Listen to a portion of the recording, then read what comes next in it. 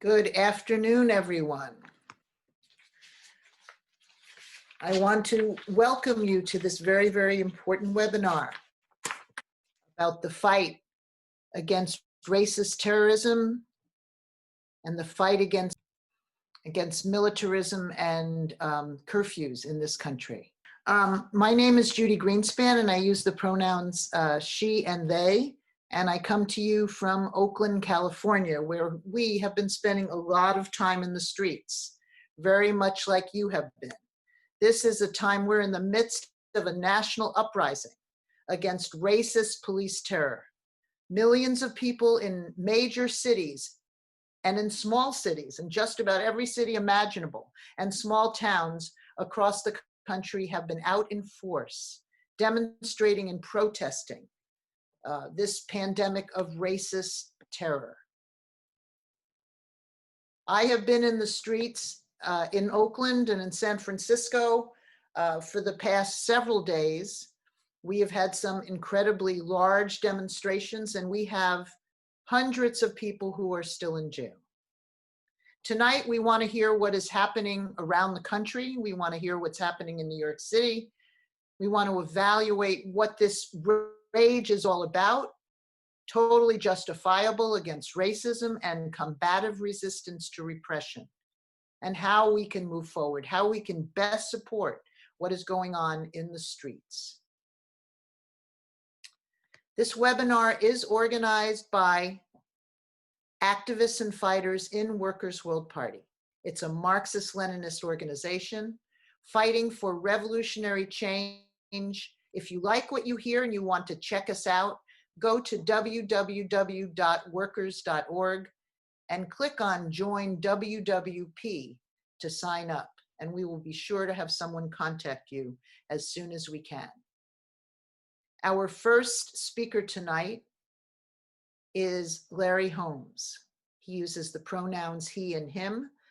Larry is the first secretary of Workers' World Party and the theoretical leader of Workers' World Party. When Larry was a younger activist, he came out of the revolutionary upheavals of the 60s and 70s in the US, in the streets, and the GI movement of young soldiers who refused to be used in the United States as cannon fodder for the ruling class, or in Vietnam. Larry stayed in the struggle, keeping a revolutionary working class perspective that is so valuable in this explosive new period. I would like to present Larry. Larry, take it away. Thank you so much, Comrade Chair, and welcome to comrades and friends, both new and old, from all around the country. I'm going to assume that I'm speaking to a political audience, meaning activists that consider themselves socialists and anti-capitalists, because I want to raise some of the issues that this extraordinary development raises for us as we look a little bit further down the road, the significance of it for us. This is the largest uprising, what we've seen over the last week. It's the largest uprising in this country, national uprising against the police in US history. That's quite something. All the more extraordinary, it takes place during a pandemic when we were supposed to stay home so that we would be safer, meaning that, pandemic is important, but when there's a struggle, it pushes the pandemic aside. Frankly, we don't know what's next.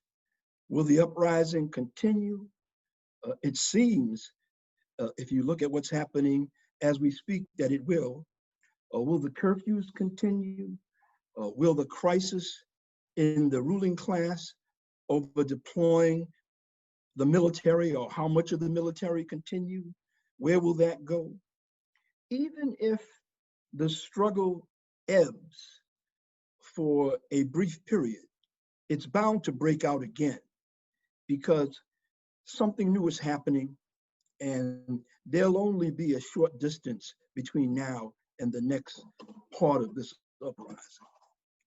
Clearly, we must be concerned with all who have been arrested. There are more than 10,000 people who have been arrested. We must be concerned about a new witch hunt that some in the government would like to launch against the left, against Antifa, and we are all Antifa.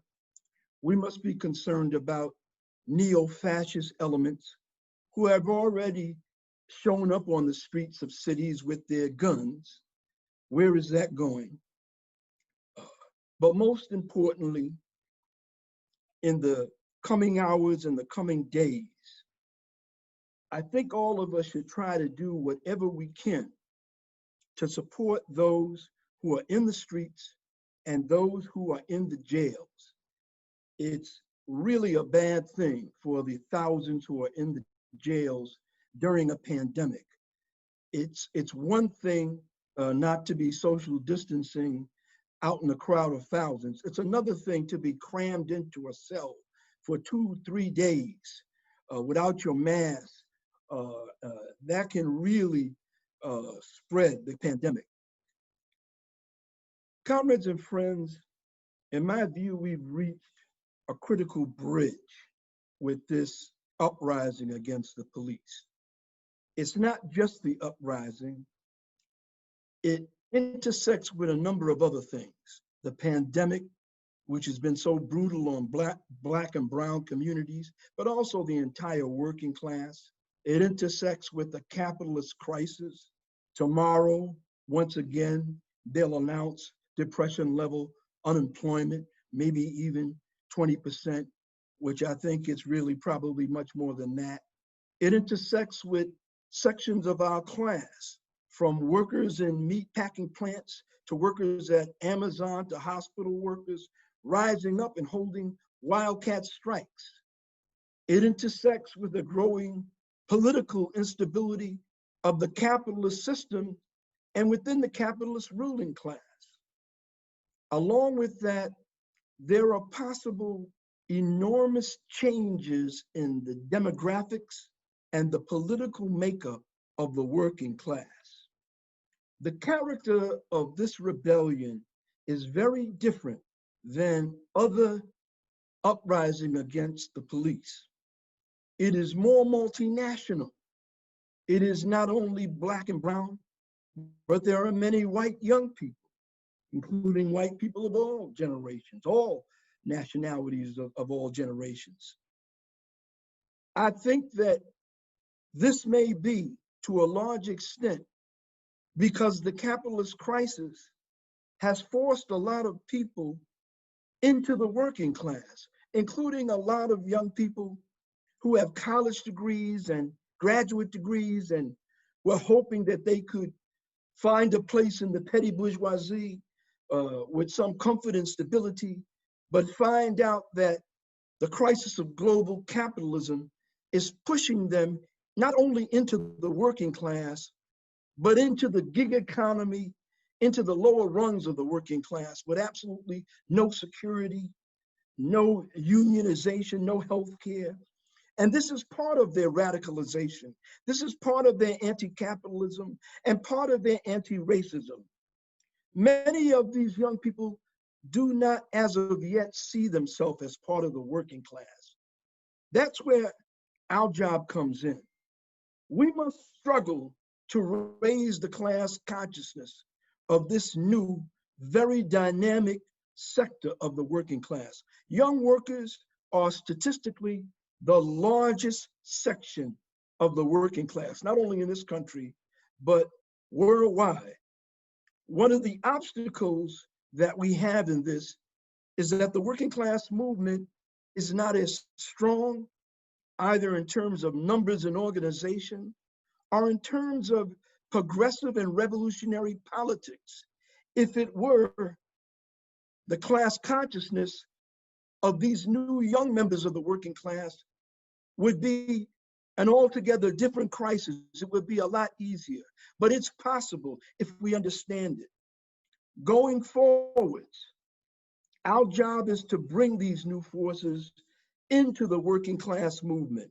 either through unions, but where that's not possible, through workers' assemblies, workers' councils, unemployment councils, and through joining organizations like Workers' World Party, a workers' party. It will be time for the anti-imperialist, pro-working class, anti-democratic party forces in the left. And those forces not only exist in a number of organizations, they also exist amongst individual activists by the hundreds of thousands, maybe by the millions. We must try to harness this force so that we can begin to do this work. We must open a major political struggle in the organized labor movement, and it's been long overdue. We have to stop criticizing them and sort of nipping around the edges. Now is the time to open up a big struggle with the organized labor movement, and remembering they only represent less than 10% of the workers. So most of the workers are outside. That's part of the problem. It makes it difficult to do this job if the labor movement, especially the leadership of it, is stuck in a moderate class collaborationist tied to the Democratic Party mode that it has been for generations, unfortunately. The next time that there is a rebellion against the police, against systematic racist terror, there has to be a general strike. There must be a workers' strike. For those of you who say, I've heard that before, and that's impossible because the workers' movement is just not up to that, I say this: the rebellion that we've been witnessing over the past week, who the hell thought that was possible? The fact that a police station in Minneapolis was overtaken by thousands. The police ran and they burnt the police station down. I don't remember that happening in recent US history. Some would say that's impossible. The point is, what we thought was impossible before, clearly events of the past week are showing us that it's possible. If labor does not mobilize and solidarize itself in a big way with this uprising against the police, it will help those neo-fascist forces because they want to turn this into a race war. Nationally oppressed people fighting white people. And we want this to be a multinational class war against capitalism. Right now, the revolutionary left is still marginalized, even with the Sanders movement and some of the groups whose membership have swelled in recent years. We're marginalized regarding our size and influence. This is unacceptable, comrades and friends. It's unacceptable. It's always been that way, but especially now. This crisis is too great for us to remain marginalized. If we remain marginalized, it means that Marxism, socialism, and class struggle, class consciousness will also be marginalized. It means that the liberal bourgeoisie will ultimately take over the leadership. And they're very good at this. They know what to say. The reverends know the speeches to give and how to take control of it. That's what they're paid for. It's going to be incumbent upon all of us who understand what I'm talking about, the importance of class consciousness, class orientation, and swelling the numbers of our organized class and having revolutionary potential in our mind to step back, reassess this, understand that this is new. It's not just episodic. We must grasp the fact that this is not just one event, but it's part of the beginning of a whole new phase of the global uprising of our class. And if we do that, then we can accomplish what those of us who used to call ourselves the vanguard were charged with doing. And that is acting together in a principled way to make sure that our class gets ready to meet the task ahead of us, so that the road to revolution is not something far off in the distance that we don't see, but our work brings it on the horizon. Thank you. Thank you so much, Larry. I want to remind people that we will be taking questions at the end of all the speakers, so please write your questions in the Q&A. Don't put them in the chat is for the chat. But if you would be kind enough to put them in the Q&A, and then we can raise them later. And I just want to give a little bit, first of all, I want to thank everyone for being on tonight, because I know that it has been very hard for people to choose between demonstrations and meetings. And we think, we went back and forth ourselves. Should we have a webinar? Should we not? And we thought that these were really important issues that we wanted to discuss with you, that we wanted to discuss and talk about and develop, because many of us are sort of locked into our local areas where we're attending a lot of protests. But we really need to see the larger picture, and we hope that through this webinar that we'll be able to get at some of these very larger issues that will hopefully guide us as we move forward and attend the demonstrations that we are planning to attend, and strategies that we're hoping to unfold. I just want to say a little bit more about myself. I said that I was from Oakland. I am a public school teacher in Oakland. I've been in the movement in the Bay Area for decades. I've been involved in the port shutdowns and many mass actions, but I will tell you that the demonstrations that have been happening since the police assassination, lynching of George Floyd have been unlike any demonstrations I've ever seen before. The street battles in Oakland, the fact that a car caravan attracted 7,000 cars, which is almost unheard of. It was more of a parking lot than a moving demonstration. And then last night, 7,000 people came out to basically say, to hell with this curfew. We are not going to tolerate it. So it's just absolutely amazing. It's a very tragic time.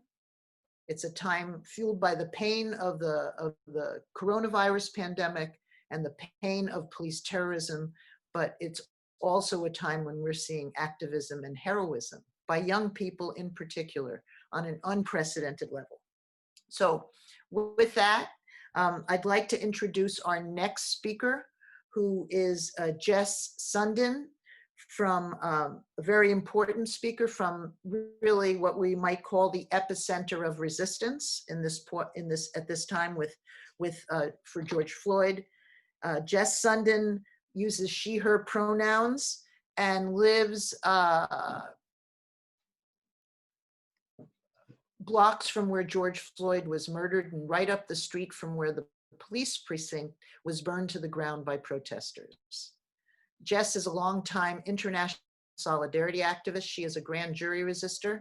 She's a founding member of the Twin Cities Coalition for Justice for Jamar in Minneapolis, St. Paul.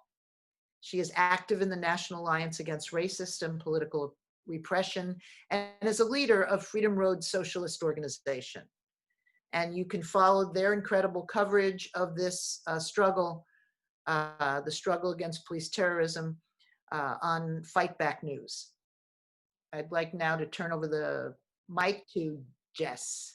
Thank you very much, Jes, for being with us. Well, thank you, comrades and friends, for inviting me to join you for this discussion. As we were gearing up this evening, I mentioned that being here in Minneapolis, it's difficult to have a sense of what's happening outside of the city. So I'm looking forward to hearing from reports from elsewhere. As Judy mentioned, where I live is the scene, the site of where you've been seeing the scene unfold here in Minneapolis. George Floyd was killed about 8 in the evening by 11 anti-police violence activists in the cities. We're starting to hear about it. And over the course of the next few hours, trying to figure out who it was, and trying to get in touch with, if we could, his family or at least his name. I was up until about 4 in the morning trying to determine when and where we would be mobilizing for the next day. we knew that people would want to come out. And in fact, what happened is the next afternoon, some 20,000 people converged on the neighborhood where George was murdered. We gathered there for some time and then marched to the 3rd precinct, a little over a mile away. And that night, there was some minor vandalism at the police station.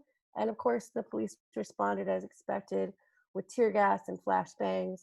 Something that was pretty unfamiliar to some of the protesters that were out there that night.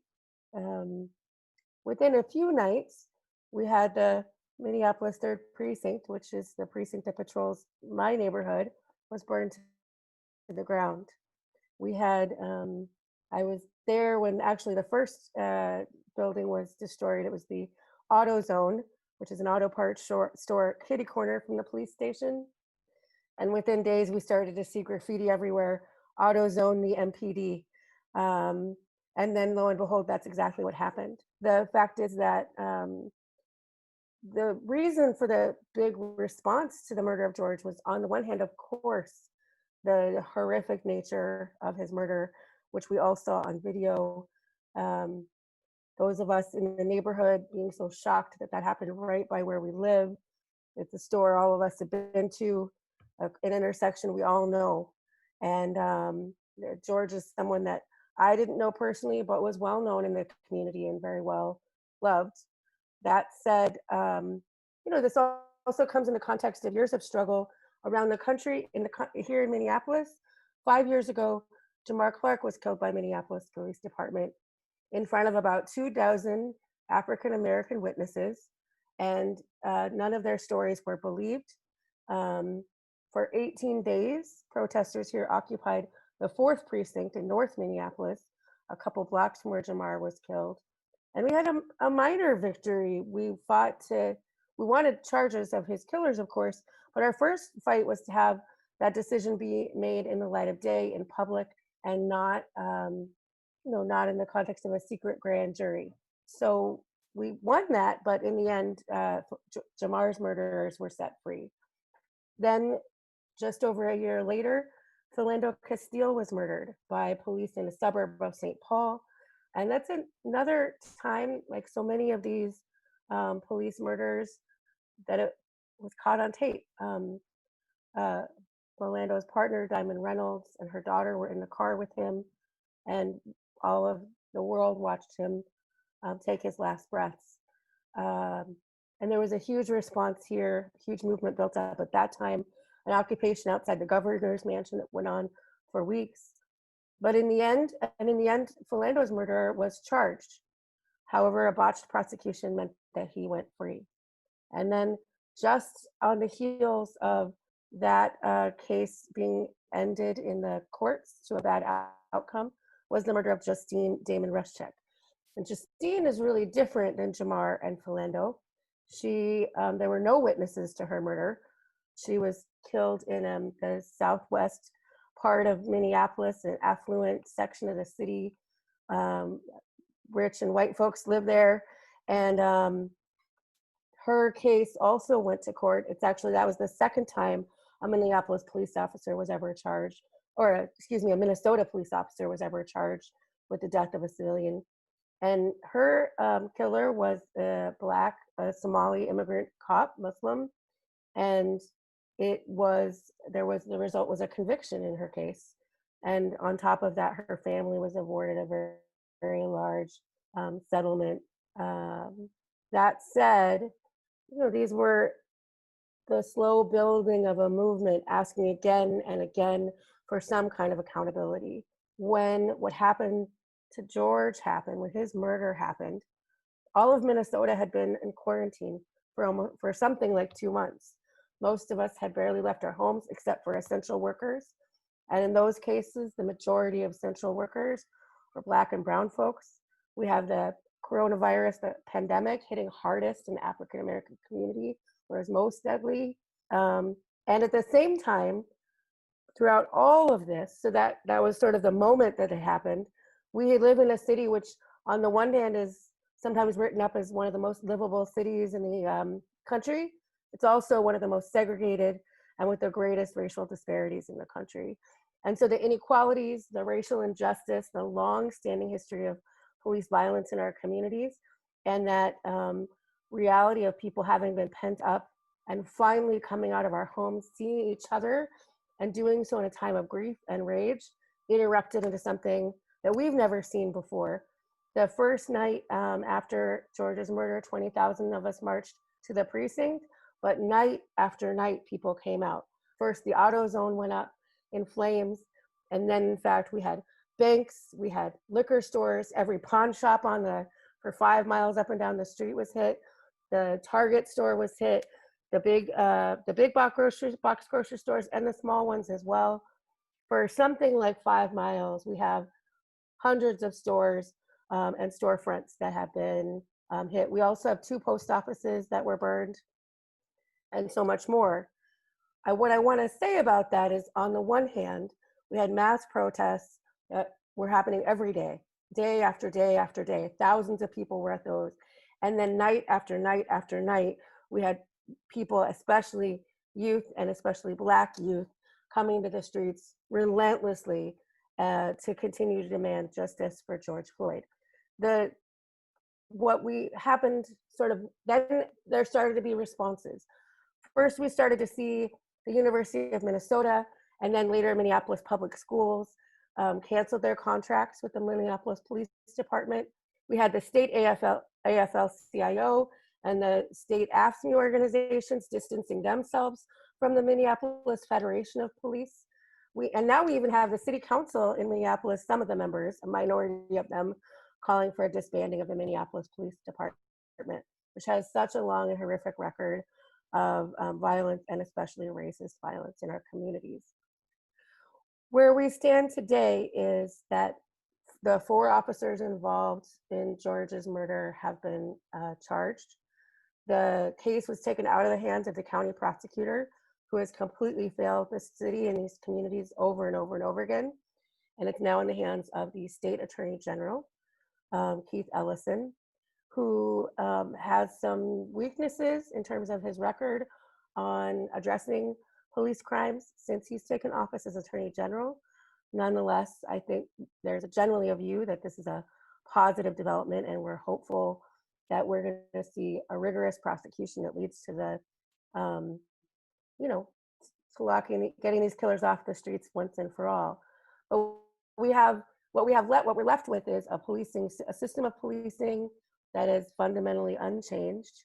We're left with a city that's in ruins, and we have to find our way into what's next. And so here in the Twin Cities, there is, on the one hand, a little bit of calm, as I think today is expected to be our last day of curfew, as we've seen a decreasing presence of the National Guard in our streets, so they're not gone. I'm hopeful, and I'm determined, as are many of the folks I work with, that the struggle is going to continue to push onward to actually win lasting change that really transforms policing in this city once and for all.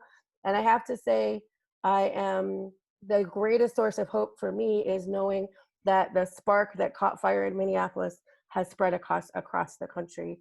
And I hope to see people in cities across the United States, movements that can be more organized, press onward, and never give up, because we have a world to win. Thank you. Thank you so much, Jes. And again, please make sure that you put any questions you may have. Please put them in the chat.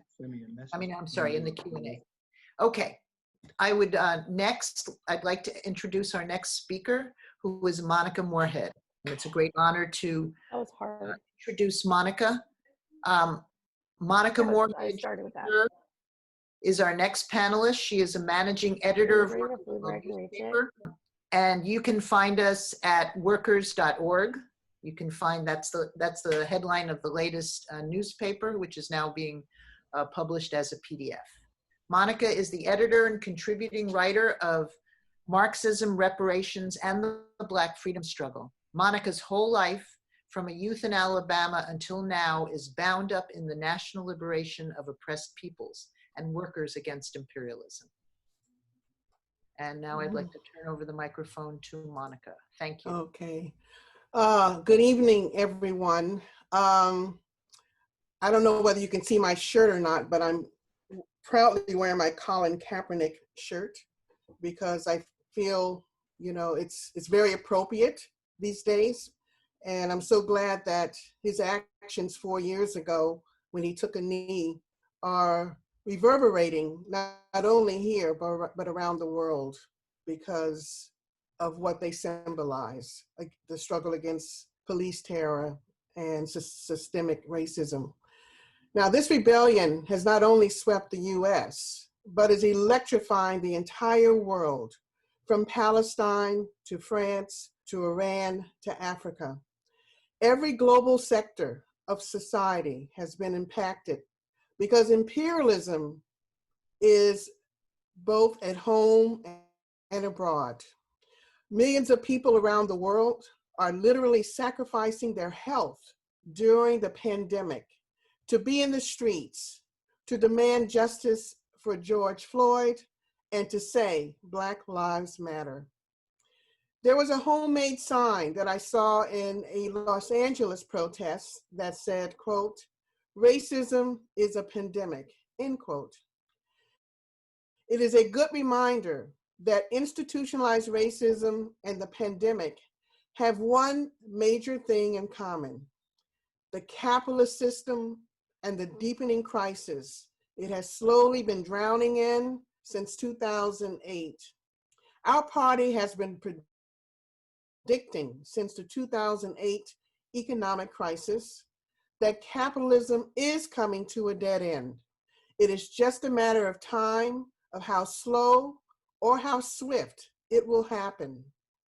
What developments would precipitate its inevitable demise? And I think we're beginning to see that demise now. First with the pandemic, and now this global rebellion, with the US being ground zero.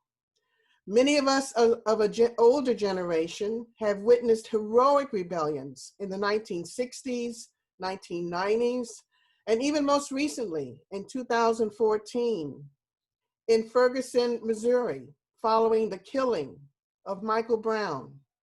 But most of these rebellions were relegated within the confines of the Black and Brown communities, where the police and military occupied outright colonized people, brown and Black and brown colonized people, just as the military does in Palestine or Iraq.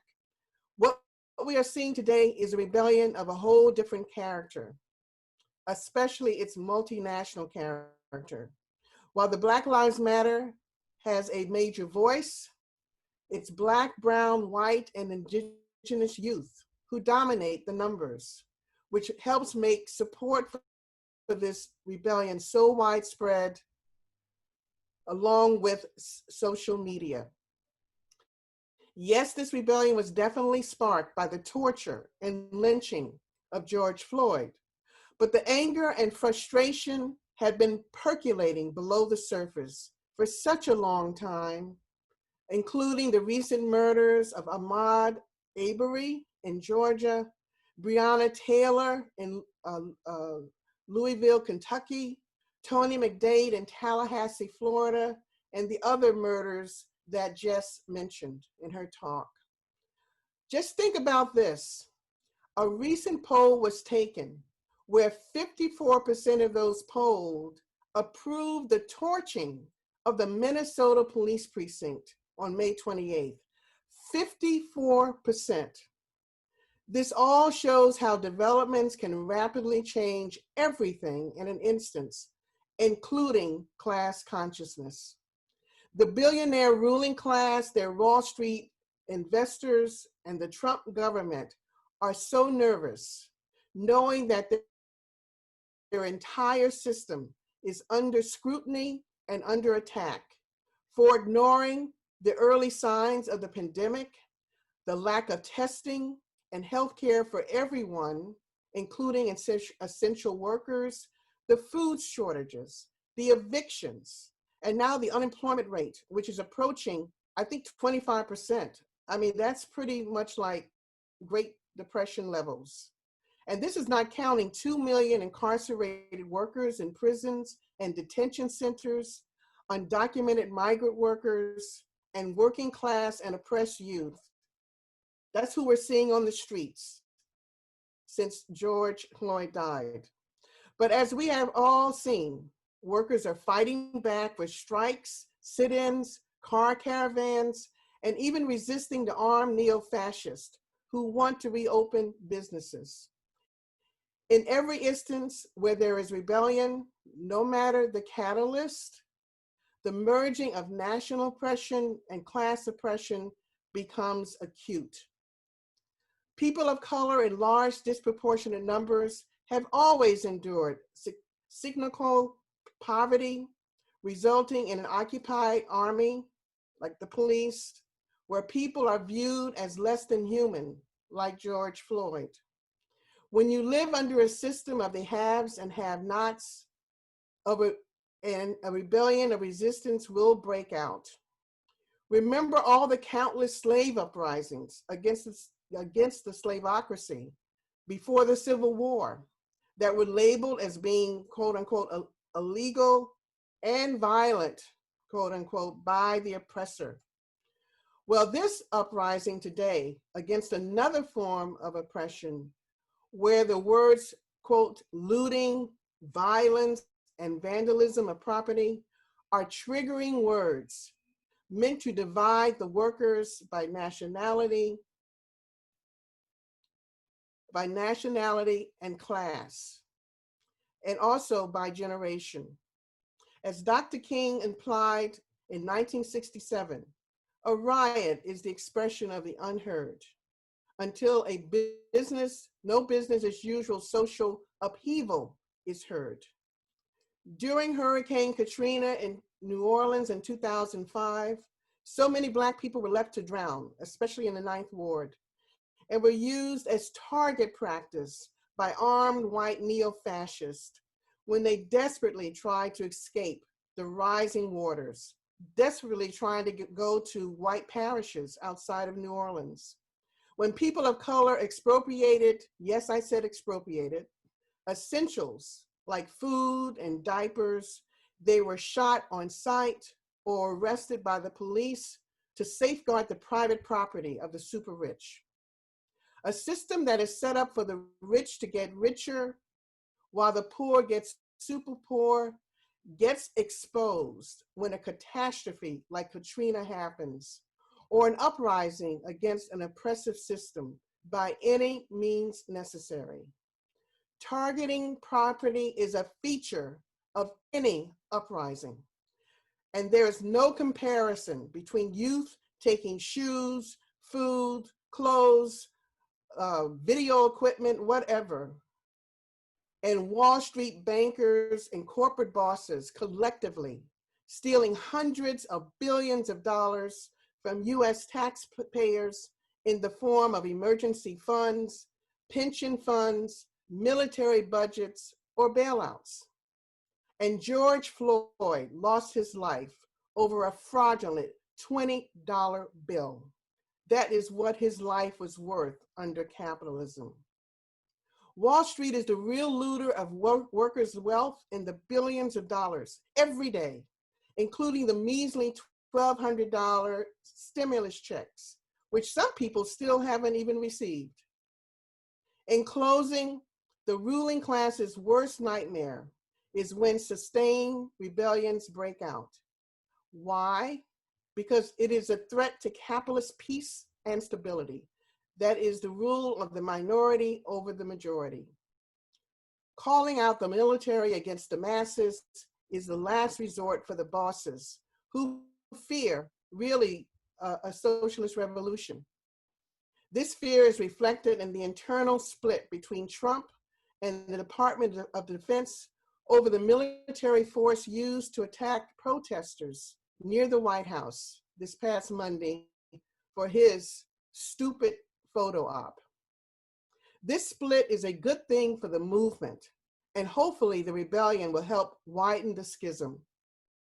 The very presence of the police and military incites resistance and anger. the very presence of wealth, when so millions go without, incites expropriation whenever the opportunity rises.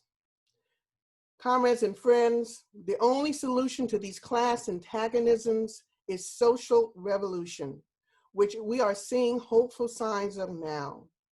Now all we need is organization and leadership, like workers' assemblies, to assist the masses in bringing its historic conclusion here and worldwide. Thank you very much. Thank you so much, Monica. If you hear things that you would like, if you're listening and hearing talks that you like, then please subscribe to Workers' World newspaper. Right now, we are not printing during the pandemic, we haven't been printing a print edition. We do have a weekly paper. We have a PDF on our website. You can subscribe at workers.org. We also send many, many subscriptions into prisoners, and hoping that you can help us support that by donating to our Patreon fund for prisoners. And we have revolutionary coverage. We have a lot of coverage of the pandemic. We have a lot of coverage about the response of the world to US sanctions, and also the response of the socialist countries to the pandemic. So I think that you will find a lot of very interesting articles. So please go to workers.org. We have two speakers, and I'm actually going to turn the program over to Monica, who will be introducing them. Thank you. Yes, thank you so much, Judy. I asked to introduce these two extraordinary young revolutionary activists who I had the great pleasure of speaking on a program in Boston. Our Boston branch of Workers' World Party held a Black History Month forum in February, and they were on the same program with me. So I really want to introduce them. They're going to share their remarks. The first speaker will be Queen Cheyenne, who is an organizer. I think she goes by she, her. She's an organizer and educator based in Greater Boston with a degree in sociology with a concentration in youth and community from Suffolk University. Her work and interests center around frameworks of restorative justice, popular education, Islamic liberation theology, and Marxist theory. As co-lead organizer and co-founder of the Greater Boston Marxist Association, she dedicated her efforts to organizing in solidarity work and community care. And then after Queen Cheyenne, we will hear from Lysandra Shepard, who goes by she, her, and is also a community organizer and educator based within the Massachusetts Greater Boston area. Originally, Lysandra is from Lowell, Massachusetts, a city located about 30 minutes north of Boston. She is co-founder and co-president of a newly founded local community organization, the Greater Boston Marxist Association, whose work is dedicated to efforts regarding community care, as well as the education and practice of Marxist-Leninist and Maoist theory. So I now want to introduce Queen Cheyenne and Lysandra Shepard.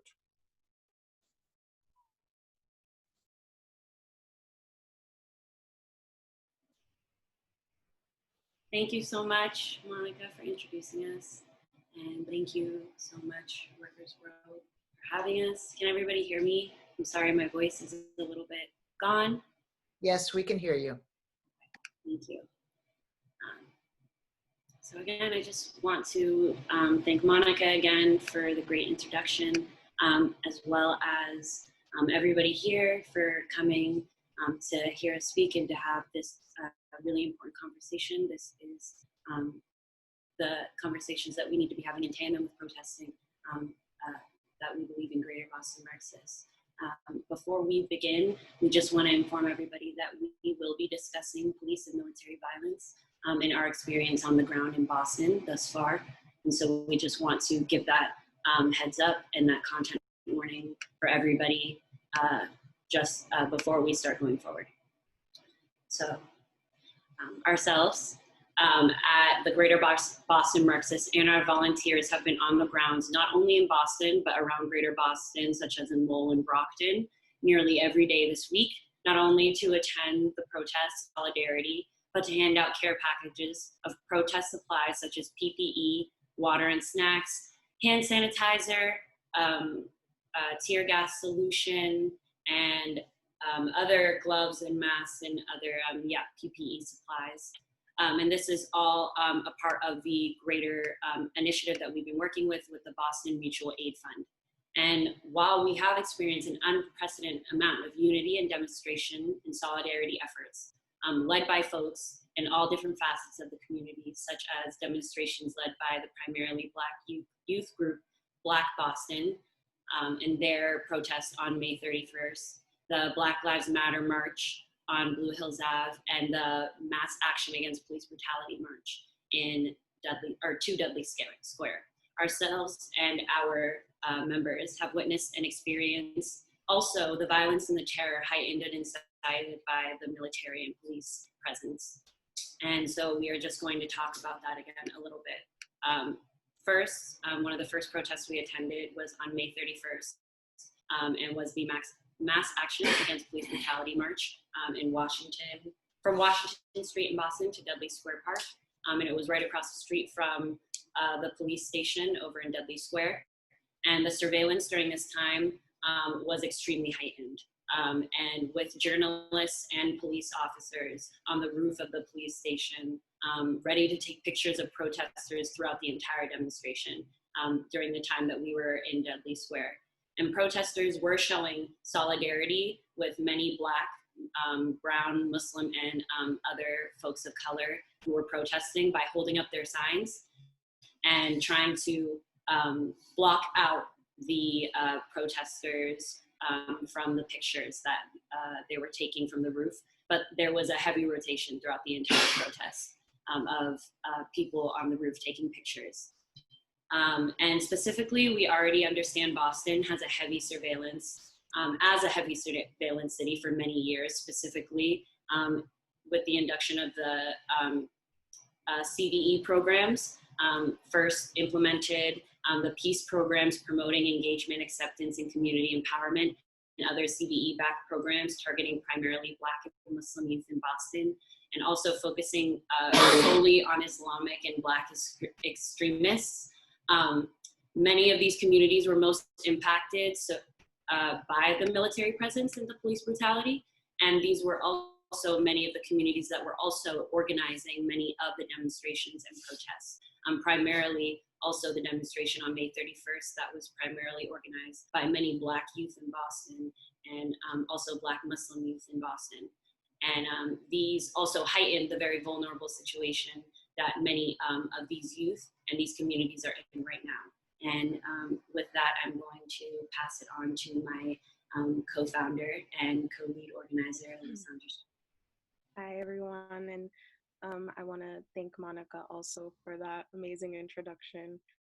Going off of what Queen was saying, on May 31st, protesters were initially met with force by the Boston Police Department in front of the State House around 9:30, when hundreds of us protesters were gathered in the street, and 3 police cruisers had sped down at more than 60 miles per hour, hoping to intimidate us and or possibly cause harm.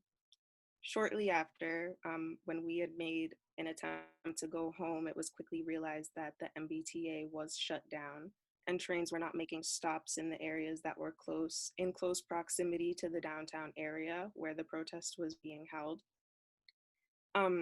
People obviously had begun to grow fearful and agitated at this, with no way home and a high police presence. It was very nerve-wracking for many protesters, especially those with maybe today being their first time at a protest. But as we had seen, the Boston police had barricaded us within the downtown area. cutting off access to the side streets off of Tremont, Boylston, Beacon, and Park Street. With over 100 people stuck in their positions, BPD had began to disperse tear gas into the crowd, beat protesters with their batons, and mace them. Around 10:30, the National Guard began to arrive with heavily armed soldiers and tanks, deploying even more tear gas, mace, and even rubber bullets. We can hear them being fired. Even as we were across the common, they had initiated much physical and mental harm to the protesters on the grounds in Boston that night. June 3rd, so yesterday, while scouting another Black Lives Matter protest in Boston, just to get a visual on the extent of the military and police presence in the area, we had witnessed that Boston police didn't have enough manpower, so they began calling in officers from other cities. We had noticed officers from Borica, Malden, Newton, and other local cities as well. They still had the support of the National Guard, who was heavily armed and stationed on almost every corner in downtown Boston. And while we were doing this, we had realized that officers on the scene had covered their badge numbers, and we can only assume that their intentions were not to establish peace among us. And although there was no physical violence at the hands of the police yesterday, primarily due to the protests being organized by a non-Black woman, there was a terrifying amount of police and military surveillance taking place. Yes. So the fire of the revolutionary movement is taking place across our nation, being supported by our brothers, sisters, and comrades abroad. From Latin America to Africa, not only are our comrades abroad standing in solidarity with the Black liberation movement in the US, but are fighting on the grounds alongside us, uplifting our voices, and emphasizing the importance of the larger global struggle. Nicolas Maduro, the president of Venezuela and a large voice in the Bolivarian Revolution, recently tweeted, "On behalf of the Venezuelan people, I express our solidarity with the family of George Floyd, the African American community, and the American people who are fighting for equality and justice. A cry goes out from US cities, no more racism." So the movement, the rebellion, and the people here are making their voices heard. Thank you. Thank you. Thank you so much, both of you. And again, please, questions for panelists, please put them in the Q&A. Our last speaker before we go to the Q&A is Scott Williams, who is a Workers' World Party organizer and a former union organizer from Philadelphia.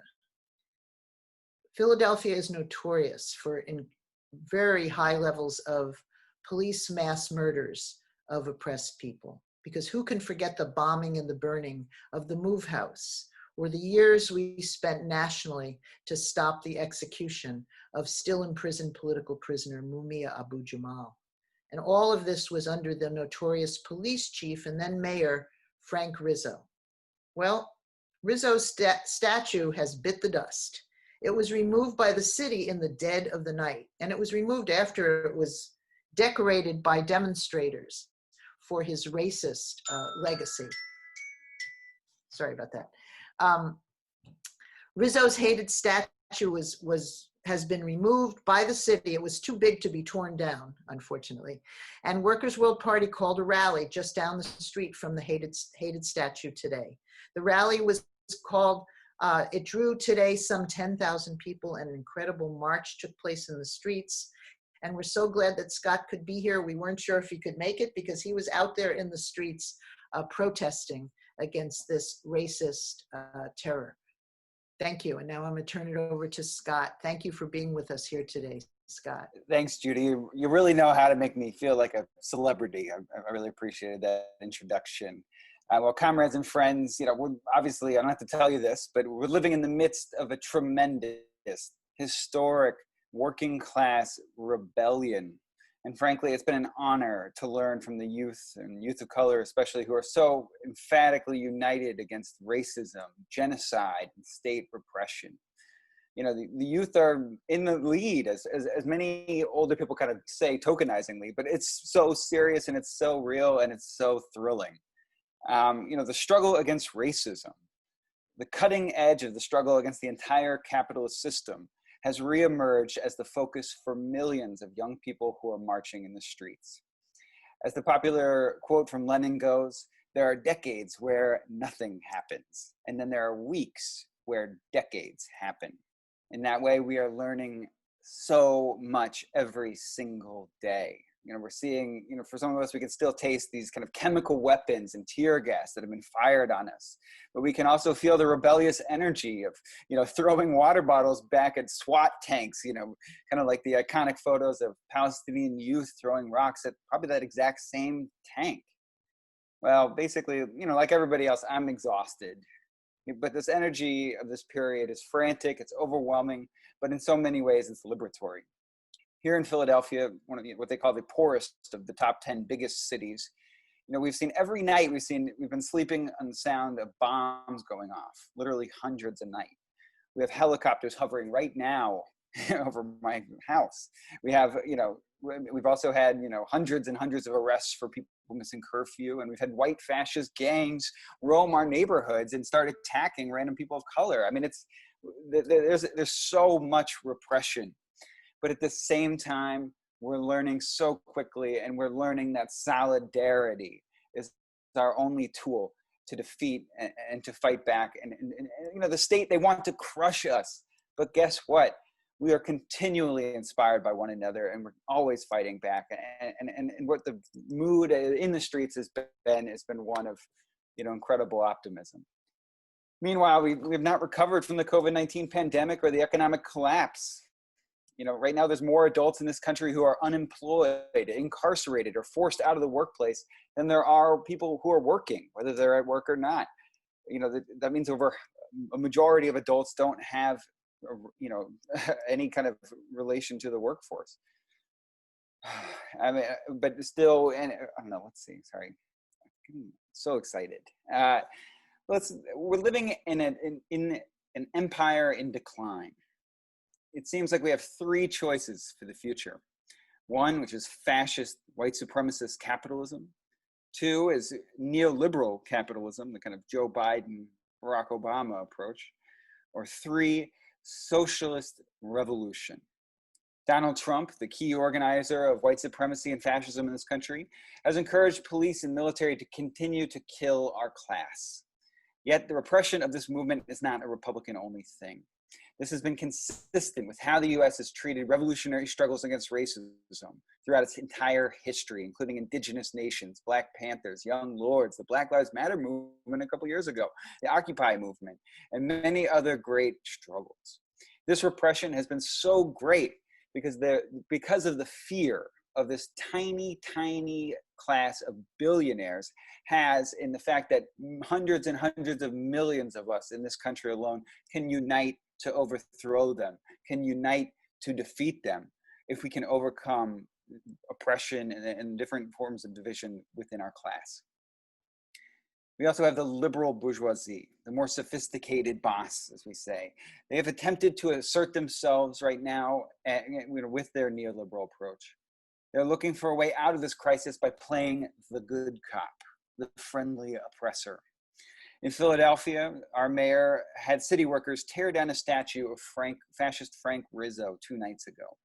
This was a huge symbolic victory that organizers, including our friends in Real Justice and Workers' World, have been fighting for many years. And, many of you probably saw just a couple of days before, there were huge demos where people were literally trying to tear down the statue with their bare hands. It was really incredible and really awesome. Well, now they're looking to remove these statues and these symbols, whether they're here or in across the South, all those monuments to white supremacy and the Confederacy.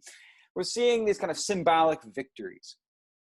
The liberal bourgeoisie is also proposing all sorts of kind of minor reforms, like police review boards, things that Jes was talking about in Minneapolis.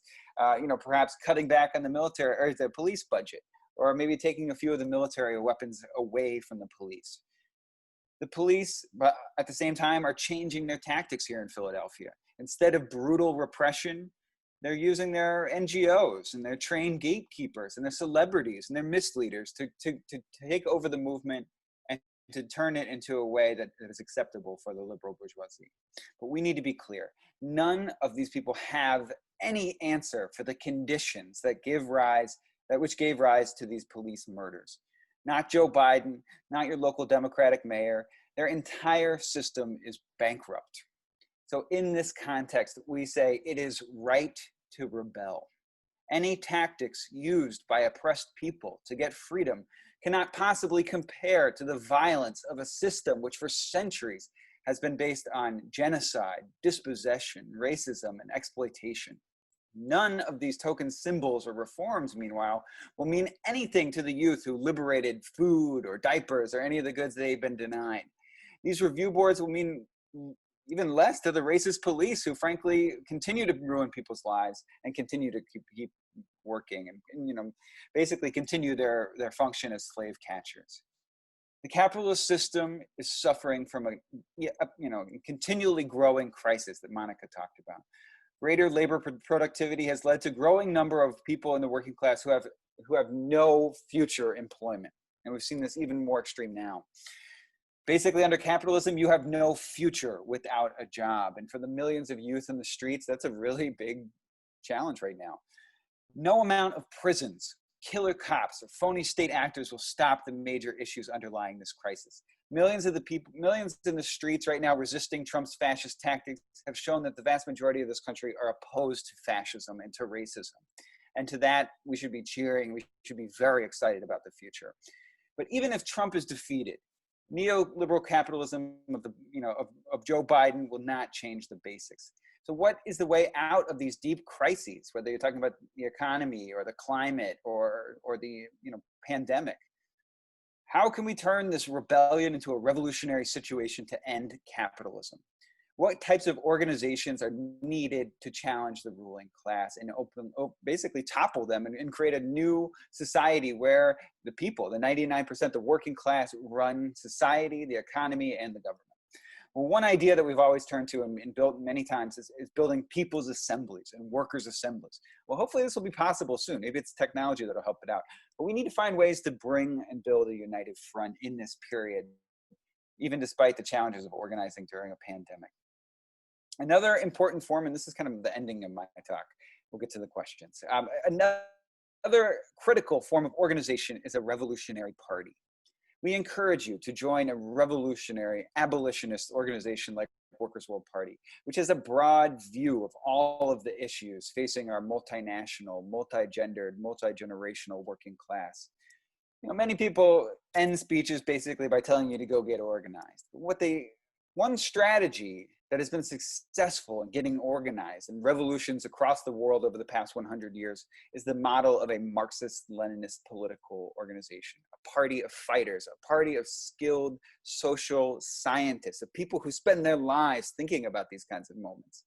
Let's face it, right now, you need someone to help you out, to jump a fence where the cops tear gas you. You need comrades to sum up the lessons, the pitfalls, the challenges of the movement. We need revolutionary organizations which actively learn from rebellions in the past and have at least some educated guess for a path towards future revolution. We need each other to survive these traumatic times. And with all of this, we strongly encourage you. If you feel like you want to dedicate your skill, your time, your passion, your life to revolutionary change and for justice for all exploited and oppressed people, we encourage you to join a party like Workers' World Party and become a professional revolutionary.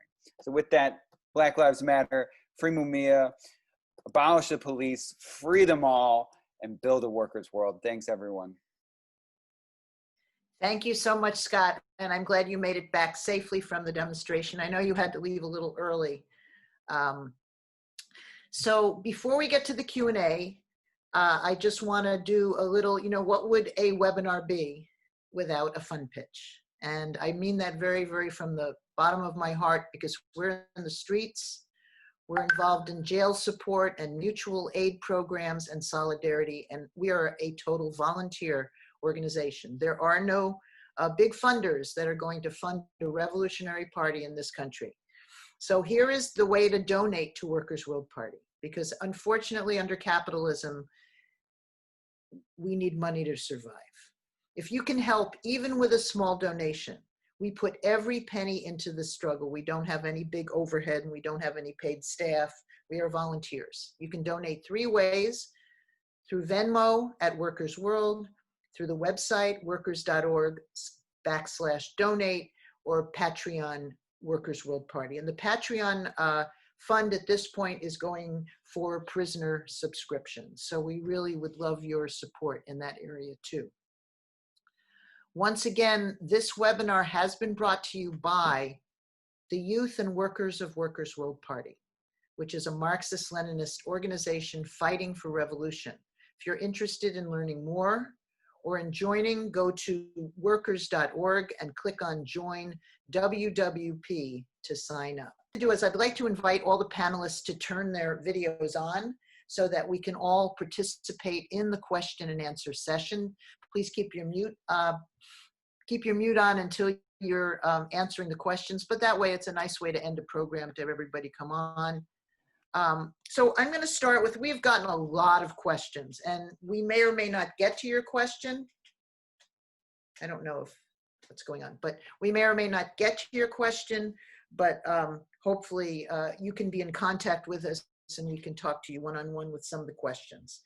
So we know that the police assassination and lynching of George Floyd brought people into the streets.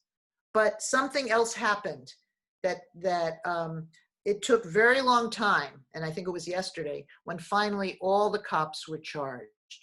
And I was wondering, I want to first ask Jes and other people if you have an idea, why did it take so long for the cops to be charged in this case? What do you think the significance of that? Go ahead, Jes. Yeah, so it felt like forever, especially as the city was burning around me. However, I've never heard of police officers being charged this quickly in any case. The only people that get charged that fast for murder are civilians. The fact is, police across this country operate with impunity, and usually they get away with murder. They don't even face charges at all.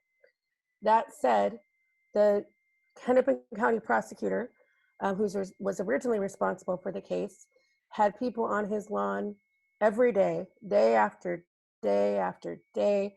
On Saturday, we had hundreds of people out there, including more than 20 different family members from other cases of unprosecuted murders. There is an incredible amount of unity and pressure that brought about the first charge against Derek Chauvin. That was a stretch for Mike Freeman, Hennepin County prosecutor. At the end of the day, though, he wasn't up to the whole job. And when the rebellion continued without any end in sight, despite Black Hawk helicopters and thousands of National Guard on our streets, ultimately it was the governor that intervened and took the case out of his hands and put it at the feet of the state attorney general, which I think was done for the express purpose of bringing those charges. That was the absolute unifying demand of the movement from day one. Everyone here, even before we knew their names, believed every one of those officers needed to be prosecuted. And so it was really only pressure that brought that about at all. And I'd like, if anyone else would like to add anything at this point before I go on to the next question, please just unmute yourself, or you can wave, but you can also just talk. Okay. I will go on to the next question.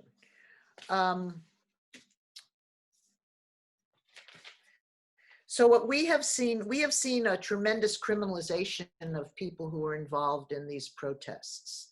And particularly, I'll tell you from the Bay Area, the way that they're talking about people in the street is just horrendous. It's like they're just like the biggest. Their reaction is far worse than the racist terrorists. So, and of course, what's been going on in the streets has been characterized as a riot. Workers' World Party calls it a rebellion. So what I'd like to do is first ask Larry if he could, Larry Holmes, if he could explain the difference, why we're talking about this being, and Monica, why we're talking about this being a rebellion rather than a riot, and to maybe just talk about the criminalization of the people who are impacted, the most oppressed, who are being impacted by this. You know, none of us who live in neighborhoods are happy to see our favorite grocery store trashed. In many instances, you know, it may be Pakistanis or Palestinians or other people of color who own and run that store, you know. But I'm saying that to say that we need to look at all of this in a larger political and historical context. There's so much pain and suffering and oppression that goes on day in, day out, year after year, generation after generation, century after century. It's all pushed down. The news doesn't cover it. You don't see it on CNN or even MSNBC. And so when there's something, when there's the spark that lights the rebellion, like this 10-minute torturing and lynching of George Floyd, with people standing around and watching and begging that the cops stop.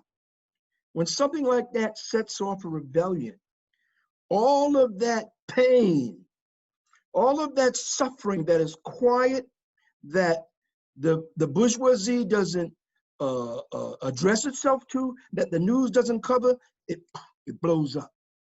It blows up. And when it blows up, it's destructive. And things get destroyed. Small stores, big stores, police stations, you know, and people want to stay out in the street and they want to shut shit down. And, you know, if the pandemic wasn't on, you know, they'd be stopping traffic, you know. So, you know, as Malcolm X once said, and we appreciate both the contributions of Martin Luther King and Malcolm X, realizing though at that time, in the 60s, before they were cut down, they weren't, neither of them made it to the age of 40. In many ways, they were youth, you know, and they were involved in a struggle, Black liberation versus civil rights. They both made contributions, but it's important to underscore Malcolm's role. Malcolm's role was to be strong on the question of we have the right to defend ourselves. Malcolm talked about how our people were passive. We did not want to fight.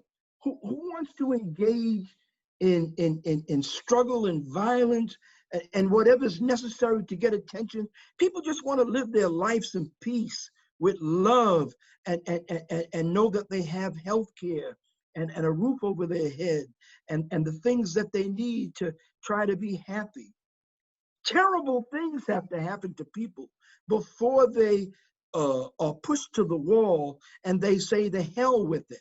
And what Malcolm says, what you reap, you will sow. If you reap oppression and suffering and terror, you should not be surprised when Burn, Baby, Burn comes. You know, who's the great writer? Baldwin, James Baldwin, almost 60 years ago, wrote a famous book, The Fire Next Time. Some of us older people remember that, but the younger people study and they remember that. And it was a wonderful book. No one wrote prose as well as Baldwin. I'm sure most of us are familiar with it.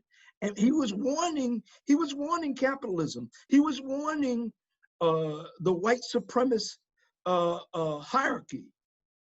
You know, the next time your cities are going to burn, I may not want it, might not be what I want to do, but it's a chemical, scientific, inevitable reaction. So you should not be surprised and you should not blame it. And I believe that we should struggle very strongly against the liberals who say, well, it's all about the violence and we have to separate them. And first of all, number one, that gives the police and the military a justification. You can have cops out there saying, yeah, we don't like what happened to George Floyd, but you know, we got to arrest those bad people and put them in a prison by the thousands so we can torture them and don't even give them masks so they might even get the pandemic, which is an incredible and outrageous fear that I think we all got to be doing something about. Not that that's the only thing, but I mean, I keep thinking about it. I mean, these are people, some have been in jail. But anyway, you know, we have to have a revolutionary contextual view of the inevitability of violence, of militancy, of whatever people feel they need to do. And in terms, just the last thing, you know, where did they learn looting from? Wall Street loots, day in, day out. You know, all you have to do is live under this system. It's hard not to want to loot. It's like, when am I going to get mine? A container of milk. You know, maybe a couple of packages of meat or something like that. If you can, a radio or a computer or something you want to sell. Look at all this unemployment. Look at all the young workers who are losing their jobs.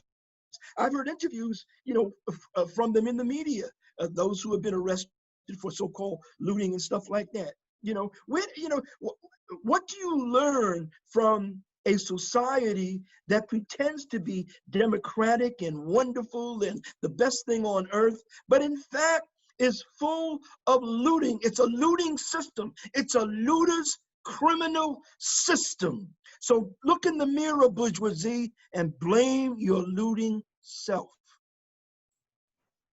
Can I just add just two quick things? Really, the labor of workers is looted every day. That's the other thing too. Our labor, our ability to work. You know, workers don't get paid for what they produce in society as a class. That's looting.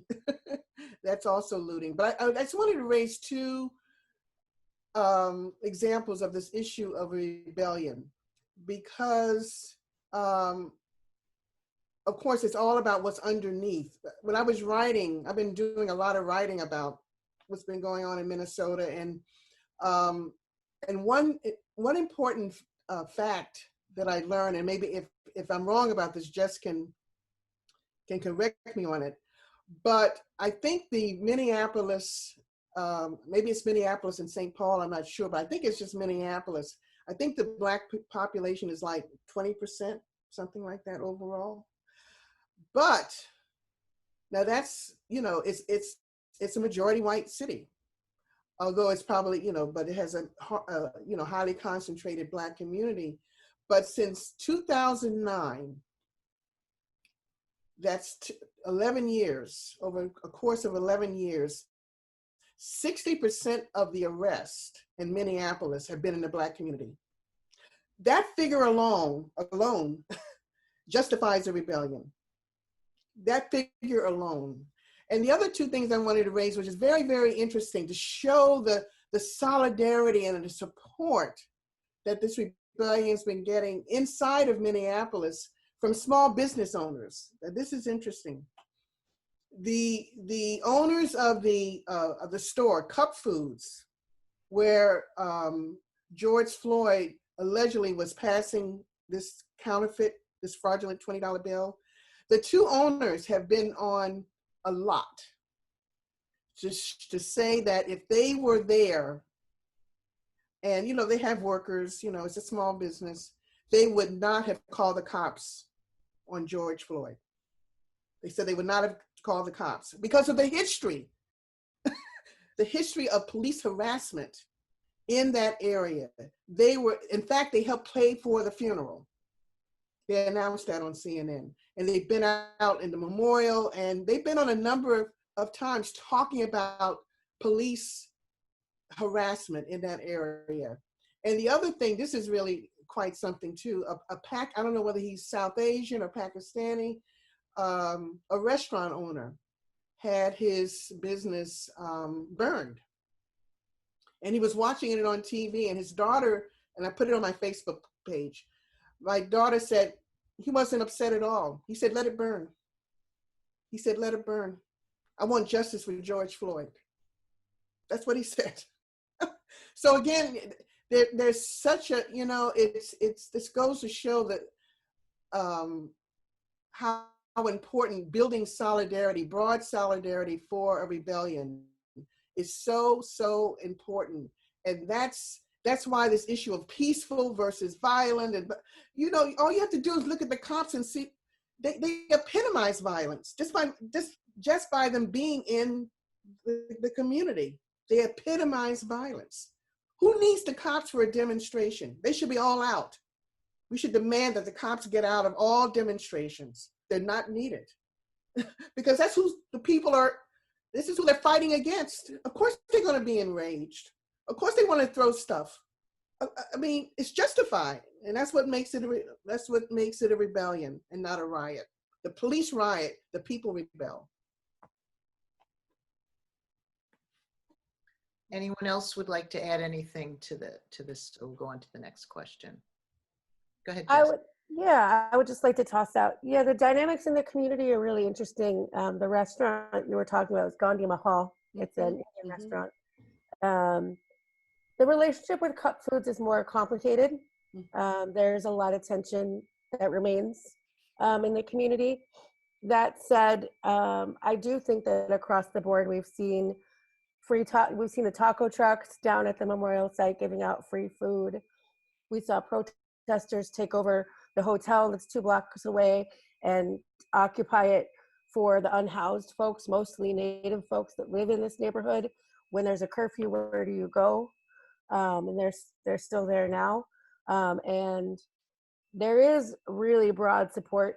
There's a tension there, and I think it's a mistake to ignore it, which I'm not saying you're doing, but it's actually also equally important to combine the rebellion and the spontaneity of rebellion at night with mass demonstrations during the day that do a couple of things. They bring more people out, but they also, I think, give more political content to, rebellion's a little bit chaotic. Can't see the banners in the dark. You don't really make speeches while you're throwing back tear gas canisters. And so actually I think it's been very important to see a combination of those. Actually, the other community that's really significant in terms of here in the Twin Cities and in this neighborhood is the Somali community, is very large. And Somali youth are a big part of the uprising as well, day and night. And so I think you're absolutely right that we've seen a real multinational response in participation in the rebellion. I would say the night marches especially are majority oppressed nationality folks. Obviously a majority youth, because I don't run very fast, and once they start marching and the tear gas comes, I'm kind of left behind. That said, the daytime actions, I think the other side of that has been, we've had Minnesota Workers United organized a big demonstration at Mike Freeman's house on Saturday. The postal workers are mobilizing. 2 of the post offices were burned, and they're actually organizing to demand justice for George Floyd. And so I think these things come together, and a rebellion doesn't happen only at night in the haze of tear gas and under the watch of the National Guard and the Black Hawk helicopters, but also by day. And that combination has been really powerful. So we are sort of running out of time, but I did want to pose one question that we haven't really talked about. And that is because there are literally hundreds, thousands of people being arrested. The question was, how can we guard against arrested protesters being disenfranchised? And maybe if people could talk about the jail and the bail support that might be going on in their community. And if I understand there's also a campaign in solidarity with migrants that's coming out of Boston. So I sort of want to throw that out there and ask you to ask people to respond to whichever part of this question you want to, and this will probably be our last question.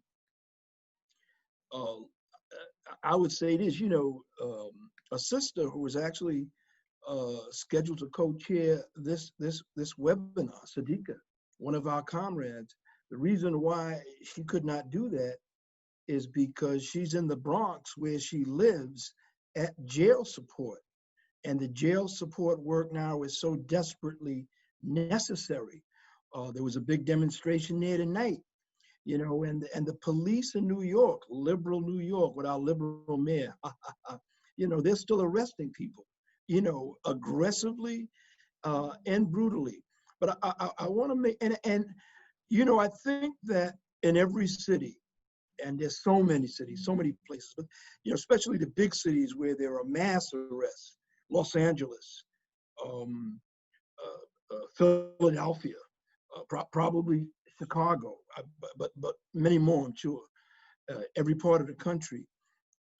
There's probably some effort going on to show solidarity with those who are in jail. We must find out about that if we don't already know. And we are obliged as revolutionaries to give our support. If that means showing up, if that means donations, if that means food, whatever we can.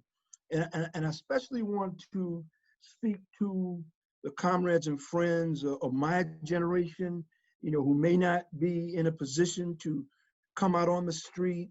We're worried about getting sick. We don't want to get sick. If we put our heads together and consider the things that we can do, I have no doubt that we can come up with many ways that those of us who are still, you know, sheltering at home because of the pandemic can still make some contribution. There's any number of ways we can do it. And I think that we should do that. We shouldn't wait for somebody. We should do that, you know, because I know that, you know, not only folks of my generation, but a lot of people just may feel frustrated.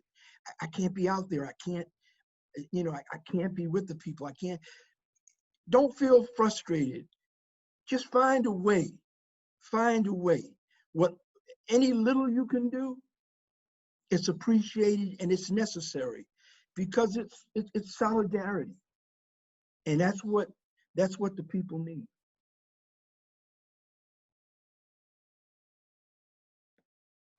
And any other reports about bail or jail support or campaigns? You know, I will tell you, when I was out on the streets last night and we were defying the curfew, there were so many people doing mutual aid. I mean, I was helping them hand out masks. There were so many masks and gloves and food and water and even tear gas, you know, medication. So I was wondering if anybody could talk about that. And I really would, if there's a time, just a couple of minutes on the campaign, the solidarity campaign with migrants from Boston would be great.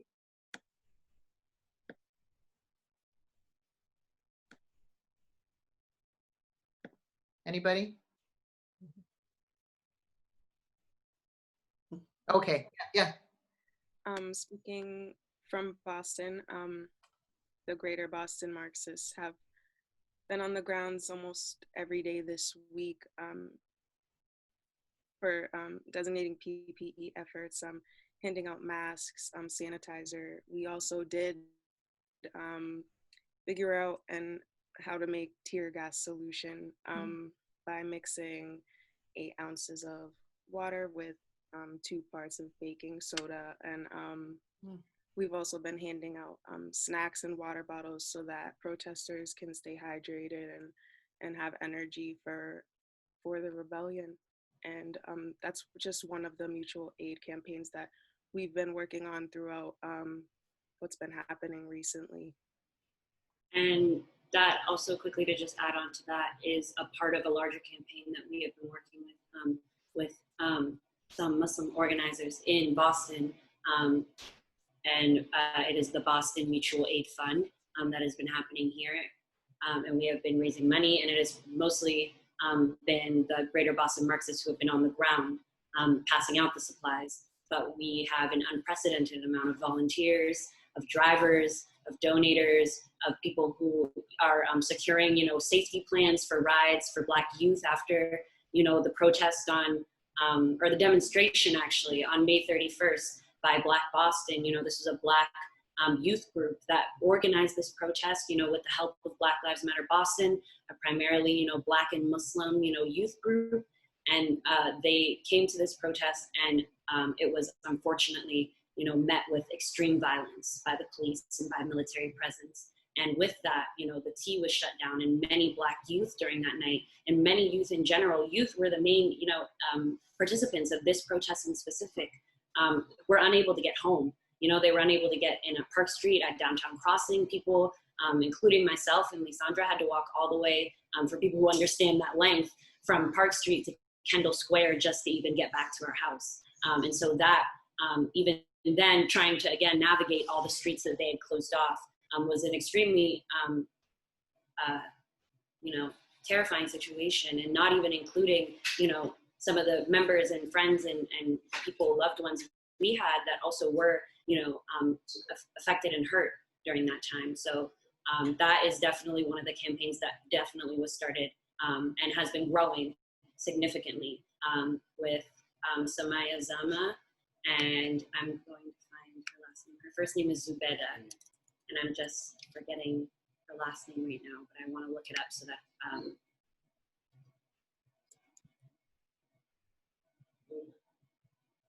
Okay. Zubeda, sorry about that. And so they are both also the lead organizers along with myself. And so we have been working through that with the Greater Boston Marxists as well, kind of to create these safety plans, again, pass out these materials, again, everything that was said. Judy? Yes. I was just wondering, maybe Lysandra and Queen Cheyenne can put in the chat if people want to support the campaign. Yeah, I'm sorry. I'm sorry. Yes, absolutely. Please. I should have been urging you to do that. It's sort of having moderating by myself. I forgot some of the things. That's okay. So please do put it in the chat, and we'll also, I think we can send it around. We can let people know about how to support the work that you're doing. And Jes, also, if there are any campaigns that you're involved in, or your newspaper link, please feel free to put it in the chat. I will. I just wanted to also add, we've had outpouring support for the bail fund in Minnesota. We don't need any more money for the bail. We built the whole 2 cities. We got a lot of things but don't send any more bail money. We're good. We're all getting out. Okay. Well, I want to apologize to all the people. We have so many questions, and it means please contact us. Please go to www.workers.org. Please look into the party. Please email us at, what is that email? I know what mine is. What is the national email? Oh, she's doing it. She's putting something up. That's to join, but also we do want to hear from you. We do want to engage in wwp@workers.org. Thank you. We want to talk to people. We want to invite you, of course, to continue to be in the streets, which I'm sure you will be, but we want to invite you next Thursday at 5 o'clock. Sorry, that's my time, 8 o'clock your time, if you're in New York or in East Coast, but 5 o'clock Pacific time, to our next webinar, which is going to be on China. And the title that we have come up with is China Resists Imperialism. We will have a lot of speakers talking about the attacks on China, talking about how China has tackled the pandemic, and some of the other struggles that are involved with that. So again, we want to invite you, please stay involved, stay in touch. Let us know what you're doing. Let us know how we can support you. And we will certainly ask you to support us. Thank you very much. I was honored to be the moderator for such a distinguished panel tonight. And I wish everybody safety in the streets and success as we continue forward. Good night, everybody. You can come workers' world. Good night. Build a workers' world. That's right. Defend the rebellion. Defend the rebellion, stop the curfew, Mhm. defeat martial law from the Philippines Everywhere. everywhere. Okay, good night, everybody. Good night. Bye, Thank you, everybody. everyone. Bye. Bye.